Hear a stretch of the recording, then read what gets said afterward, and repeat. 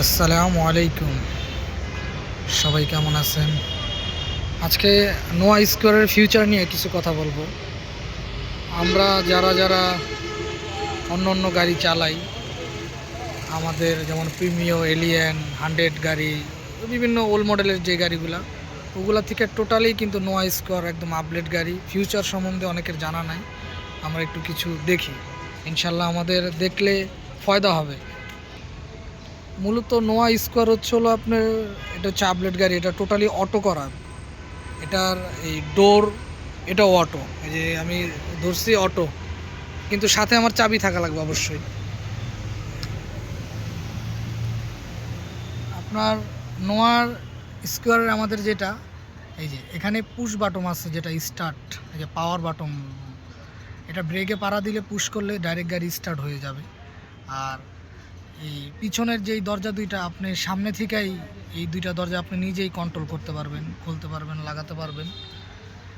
আর ভিতরে যাই, আরও অনেক ফিউচার আছে, ইনশাল্লাহ দেখাই যদি কারো উপকার হয়। হয় কি, আমরা অনেকেই অনেক গাড়ি চালাই, কিন্তু অনেক সময় অনেক কিছু ফিচার সম্বন্ধে আমাদের আইডিয়া থাকে না। নোয়া স্কোয়ার হচ্ছে টোটালি একটু আলাদা, ভিন্ন টাইপের গাড়ি। এটা হাইব্রিড গাড়ি। এটার ফিউচার খুব ক্রিটিক্যাল। এটা উল্টাপাল্টা কিছু হলে পরে আবার অনেক সমস্যা হয়ে যায় গাড়ির ফাংশন টাংশন। তো এই নোয়া স্কোয়ার হলো আপনার, এই আমরা যদি গাড়িতে উঠে এই ব্রেকে পাড়া দিতে হবে। ব্রেকে পাড়া দিয়ে যদি আমরা পুশ করি, এই যে গাড়ি স্টার্ট। আর এটার গিয়ার সিস্টেম হচ্ছে অন্য অন্য গিয়ার থেকে টোটাল আলাদা। এটা খুব স্মুথ একটা গিয়ার। আপনি ব্রেকে পাড়া দিয়ে হাতের ডান দিকে দিয়ে যদি নিচের দিকে ধাক্কা দেন, এই যে ডি লেখা আছে দেখেন, মানে ডিতে ড্রাইভ। এই যে গাড়ি, এই যে ডিতে পড়ছে গাড়ি। এখন আমি যদি ব্রেকের থেকে পাড়া সরাই, গাড়ি আমার অটো আড সামনে যাবে। আর এটা হলো নিউট্রাল করতে হলে আপনার এই যে হালকা ডান দিকে একটু ধরে রাখতে হবে। এই নিউট্রাল হয়ে গেছে, ওই দেখেন গাড়ি নিউট্রাল। ব্রেকে পাড়া দেওয়া লাগবে কিন্তু অবশ্যই অবশ্যই। আর যদি আমরা ব্যাক গিয়ার দিতে যাই, তাহলে ব্যাক গিয়ারের সিস্টেম হলো যেখানে টিক চিহ্ন দেওয়া আছে কোনটা কোন দিকে, ব্রেকে পাড়া দিয়ে আপনি উপরের দিকে ধাক্কা দিলে ব্যাক গিয়ার। এই যে আমার পিছনে যে ক্যামেরাও দেখা যাইতেছে ব্যাক গিয়ারে, যে ব্রেকেতে পা সরালে আমার গাড়ি হাঁটবে। আর ওই নিউট্রাল করতে হলে ওই একই সিস্টেম, এই ধরে রাখলে নিউট্রাল। আমরা যদি গাড়ি পার্কিং করি, পার্কিংয়ের সিস্টেম হলো এখানে একটা এই যে পি বাটন আছে, এটাতে পুশ করলেই গাড়ি পার্কিং। এই যে এখন গাড়ি পার্কিংয়ে আছে। ফিউচার তো অনেকের অনেক কিছু জানা থাকে না ভাই। সেজন্য মানে আমি দেখছি অনেকে নোয়া, যেমন আমাদের গ্যারেজে আমাদের অনেক খুব কাছের ভাইরা এইসব গাড়ি পড়লে কয় ভাই সিস্টেমটা তো বুঝি না। তো ইউটিউবে ভিডিওটা দেওয়া, সেজন্য অনেকে যদি ভিডিও দেখে কারো যদি উপকার হয়, মার্শাল্লাহ খুব ভালো। আর এটার এসির ফাংশনটা হলো আপনার, এই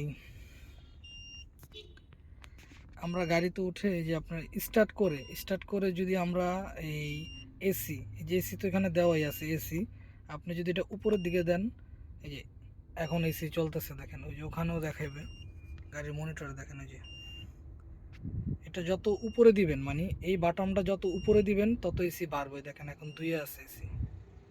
হ্যাঁ, আর যদি যত উপরে দিবেন তত বাড়বে, আর যত এই যে নিচের তীর চিহ্ন যেটা, এটা যত নিচে দিবেন তত কমবো। হ্যাঁ, এটার সাথে যেটা টেম্পারেচার, এসির যে টেম্পারেচার, যে এই 33.5, এই যে 23.5, এই পাশে 20, টেম্পারেচার কমাইবেন, এই যে কমাবেন বাড়াবেন এটাতে। যত উপরে দিবেন টেম্পারেচার বাড়বে, যত নিচে দিবেন সেম সিস্টেম, টেম্পারেচার কমবে।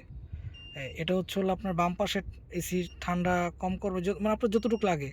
আর এটা হলো আপনার ডান পাশেরটা।